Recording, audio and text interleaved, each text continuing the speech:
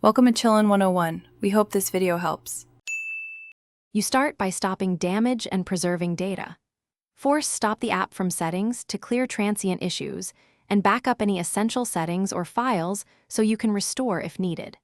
Once done, check Android version and free storage because low space or outdated system components often break apps.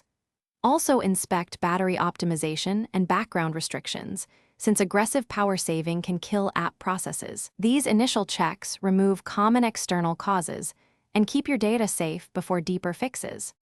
Next, you clear the cache to remove temporary corruption without losing settings.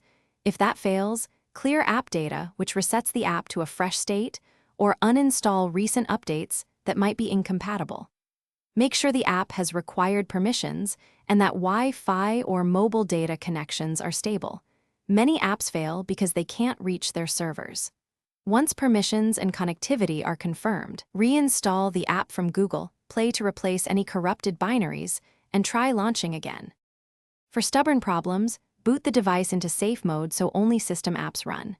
If your app works there, a third-party app is the culprit, and you should uninstall recent apps. If nothing else helps, a factory reset restores system integrity. Export contacts, photos, and backups first because reset erases user data. Finally, if the issue persists, retrieve logs with Logcat or use Play Store crash reports and contact the developer with timestamps and error messages. That concrete info speeds resolution. Thanks for watching. Consider subscribing if we helped you.